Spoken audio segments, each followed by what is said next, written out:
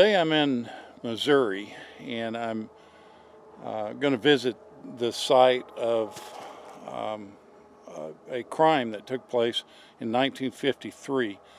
It was a kidnapping that was basically about as remembered as the Lindbergh kidnapping. It involved a large amount of money for that time.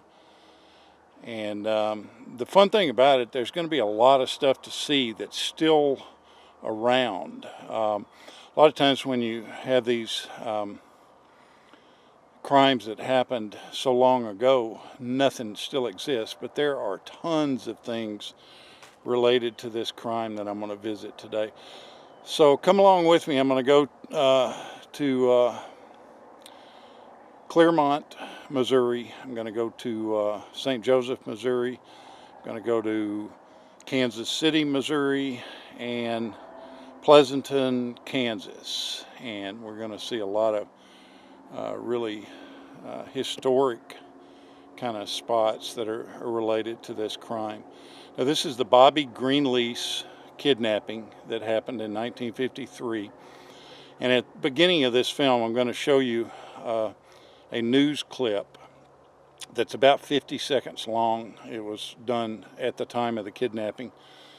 So if you can kind of just watch that, that'll give you an overview of the kidnapping, and then I'll try to update you as we look at all the different places. There's probably 10 or 12 different locations we're going to go to today that are related to this kidnapping, and it doesn't end well for little Bobby Greenlease. So come along with me. Ex-convict and his woman partner in crime. A brutal kidnap murder that has scarred forever the Greenlease home in Kansas City. A crime that whisked 6-year-old Bobby Greenlease from this school and by taxi to a plain white frame house in St. Joseph, Missouri, 40 miles away. Where beaten and shot through the head, he was buried in a shallow grave covered with freshly planted flowers. Where under a layer of lime and 3 feet of dirt, he lay dead while the kidnappers collected a $600,000 ransom for his safe return. The kidnappers, Carl Hall and Mrs. Bonnie Brown Heddy. Hall confessed planning the crime, implicated another ex-convict, John Marsh, and said Mrs. Heddy had spirited the boy from school. An American home shrouded in sorrow.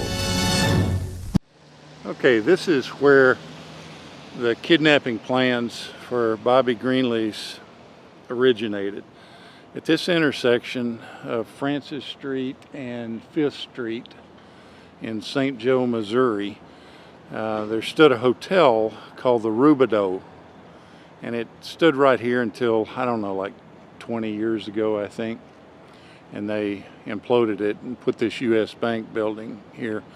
But in the lobby area of the Rubidoux Hotel, they had a bar called the Pony Express, and Carl Hall met Bonnie Heddy in this bar, and they became fast buddies, and Carl ended up moving in with Bonnie in her house, her house is probably 2 miles from here. But this is where the whole plan was kind of hatched out, or it actually wasn't hatched out from here, but it's where they met. And I mean, because prior to that, they didn't know each other. And Carl Hall was trying to find somebody that he could use to assist him in this kidnapping. So this is where it all began at. This is where he was kidnapped from, this Catholic school here in Kansas City. It sits kind of in a bustling little area. This beautiful building. On that morning in 1953, Bonnie Heddy took a taxi into this drive and to the Catholic school right here, and walked in and kidnapped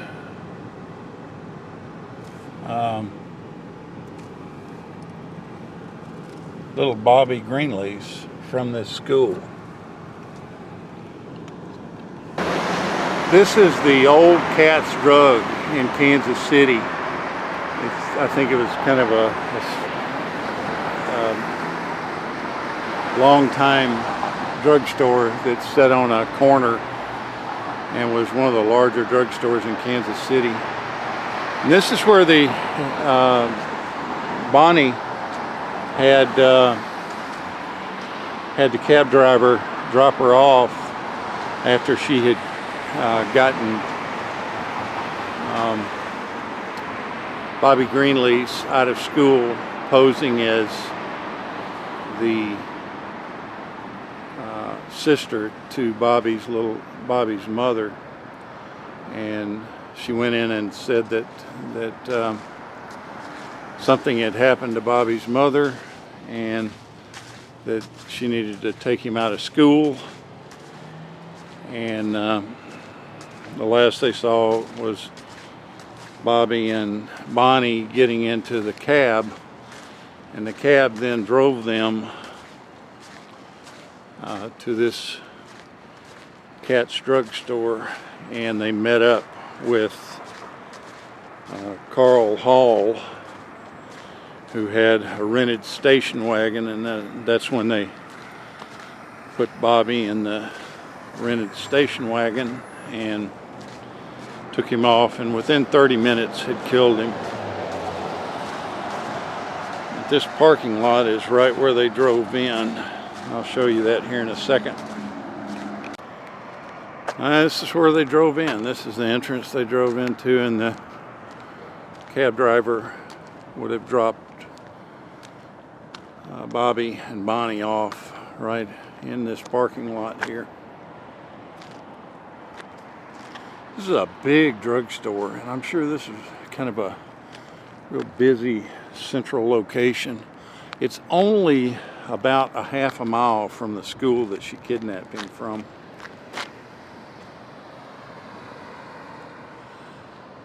I didn't want to stay at the school very long. I just kind of drove through there real quick because it's an active school, and they were giving me some funny looks by just driving through with a camera up. So I kind of backed off a little bit. I didn't want them to think I was taking pictures of kids. So anyway, this is where the exchange took place between the cab driver. Cab driver's name was, I think his last name was Creech, and he identified the type of car that they were in. And you can, if you look online, and I'll try to post some links in there about it, you can actually read the FBI transcripts, which are super interesting. It details the entire interrogation that they went through, and it lists all the addresses and dates and different things that happened during the whole process of this. After Carl and Bonnie kidnapped little Bobby Greenlease, about 30 minutes after they kidnapped him, they killed him, or at least Carl did. Shot him in the back seat of a station wagon that they had rented. And then they took him to Bonnie's house in St. Joe, Missouri. And that's where I'm at now, is the location. The house basically looks the same as it did. They drove into the garage. The garage is underneath the house, and they took his body out, and they buried it in a flower bed in the back, kind of by the patio of the house, and covered him with lime, and that's where they left him. And then they started sending ransom notes after that, knowing full well that they had already killed the little boy. Okay, I'm pulling up on where Bonnie Hetty's house was and where they actually buried little Bobby Greenlease.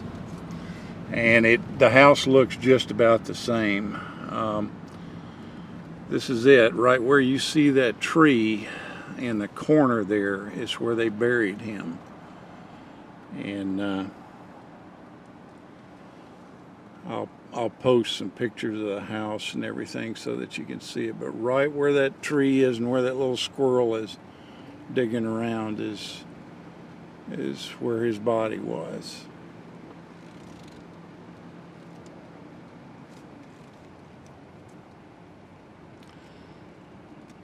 They lived here for about 2 months before they got the kidnapping plan going.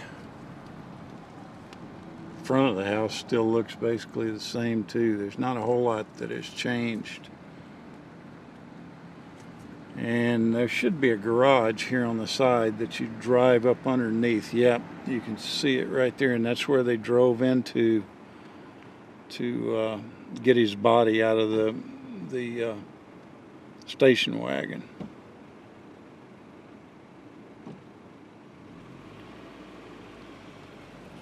I guess Bonnie ended up getting that house after I think her husband died, and that's how she ended up with it. But she was drunk most of the time and actually used that house to prostitute herself out of.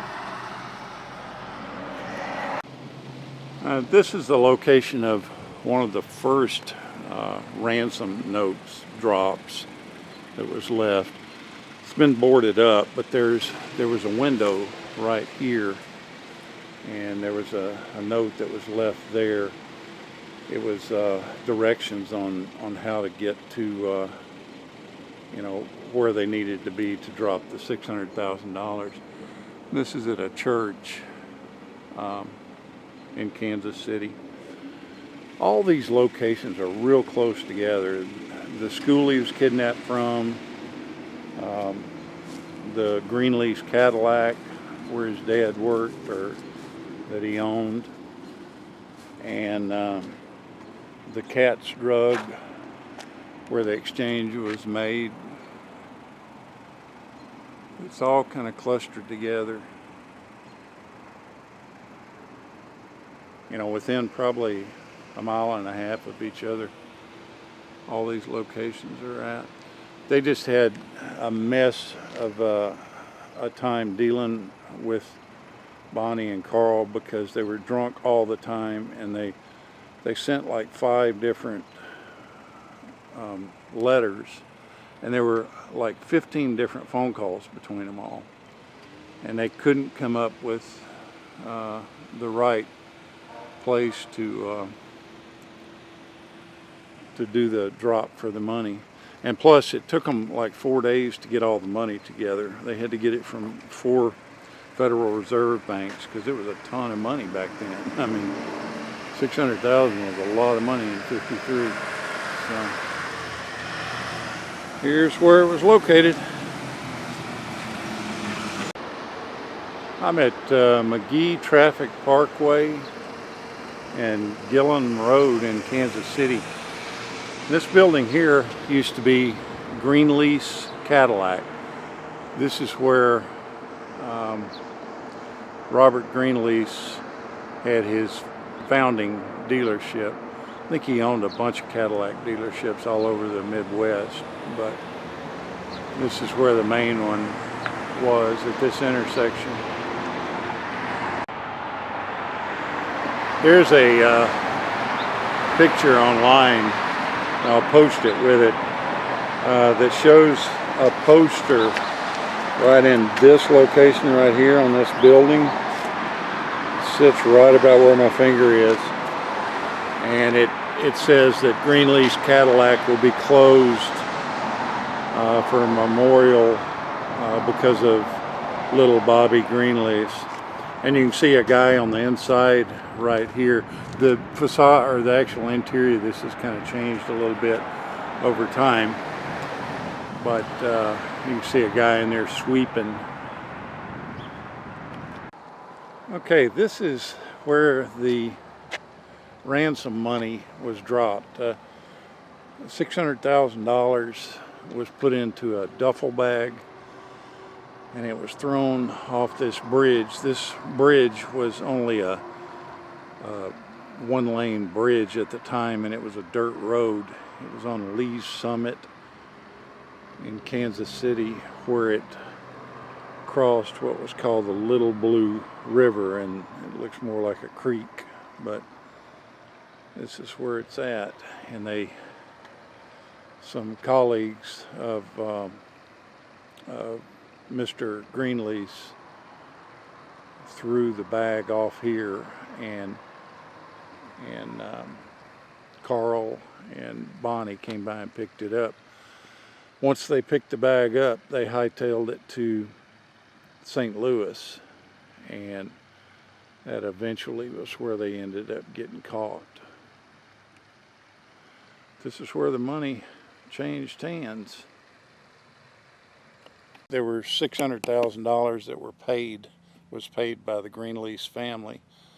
They paid it no problem. They were multimillionaires, and it's in today's money, it's like $6 million, and they only found 300,000 of it, and they know that it was dispersed through a guy named Joe Costello, which is involved in organized crime, and the detective that arrested Carl and Bonnie, and the patrolman that drove them out there to the motel where they had the money stashed at. They just can't find it. J. Edgar Hoover put a guy on it for 15 years trying to figure out where the money went to, and they couldn't figure it out. They know that the detective and Joe Costello, the organized crime guy, he actually owned a cab company there, but he was involved in organized crime. They know that they had something to do with it, and matter of fact, the detective, he ended up doing time in the pen. So did the patrolman that arrested them. They did about 2 or 3 years in prison. Not for stealing the money, but for perjury, for lying about what happened that night. So it's kind of a point of trivia there. It's a crazy case. I mean, they never found that $300,000. Okay, we're driving up to where the house was that Bobby lived when he was kidnapped with it. Lived right here with his mother and father. Quite the house. And this is where they lived, in the very ritzy area of Mission Hills. Gosh, that's a big house. Okay, I'm in Pleasanton, Kansas, and this is where Carl Hall grew up. He came from a wealthy family. I'm in the cemetery where he's buried. But just to give you a little backstory on it, he grew up here. His dad was a wealthy attorney. Carl Hall inherited quite a bit of money from his parents when they died, and he squandered it. Went through, I want to say it's like $300,000 in that day. So, which is, like 2 or 3 million. And he went through that in like 5 years. But his entire family is buried here. His mom and dad. And after his mom died, this is her, Zella, Hall. He inherited all this money.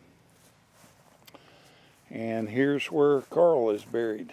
He, after he was executed for the Bobby Greenlease murder, he was put to death on December 18th, 1953. Bear in mind, that was only 2 months after the murders had happened, basically. And I mean, they didn't waste any time killing him. But here's where he lays. He and Bonnie both were just blazing alcoholics. I saw where they went through about a fifth of whiskey a day apiece, and so they were slobbering drunks. They couldn't walk about half the time, and how they pull this kidnapping off is beyond everybody, because they were drunk all the time. And this is where he's buried, and actually the town that he grew up in.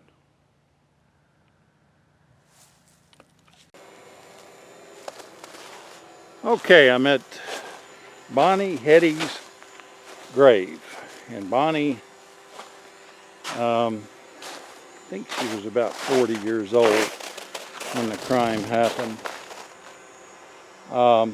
Bonnie was executed in 1953 and was buried here in December 18th of 1953 for the kidnapping of Bobby Greenlease. She had, I think, 3 people visited the grave when it was open and when she was buried. Bonnie was an abused woman in her first marriage and a raging alcoholic.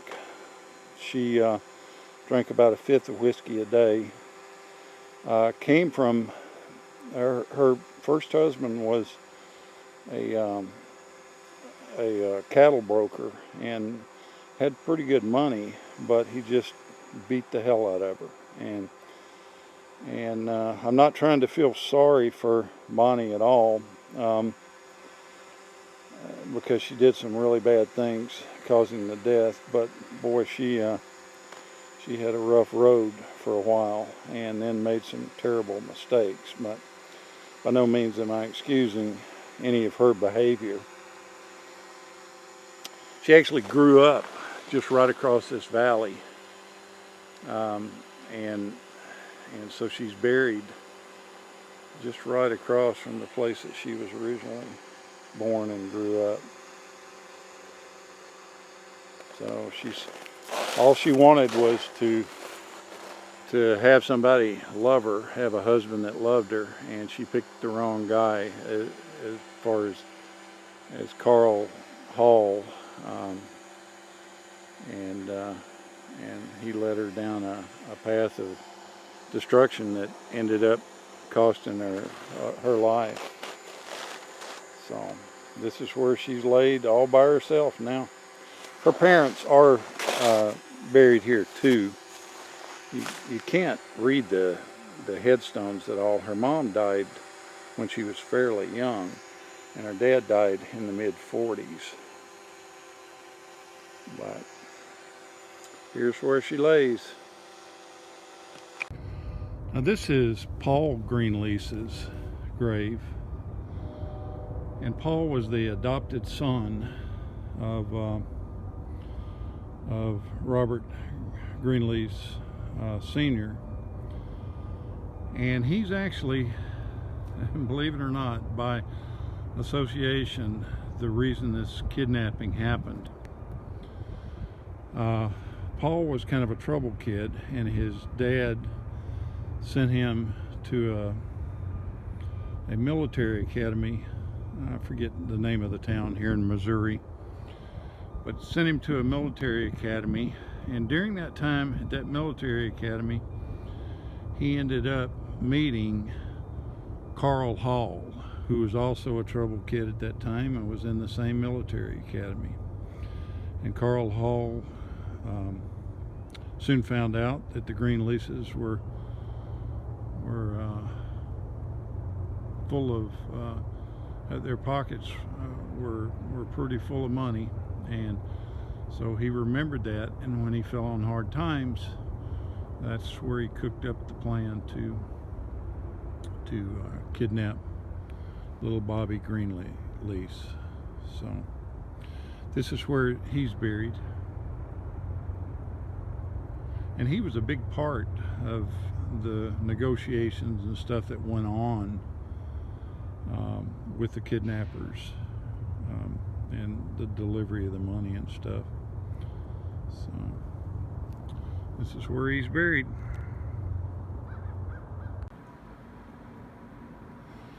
And this is where little Bobby Greenlease is laid to rest. Right here on he's the bottom one. And then his dad is the middle one.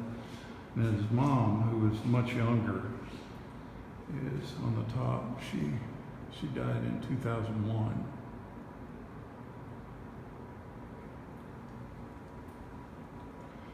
That's where little Bobby is laid to rest. Thank you so much for watching.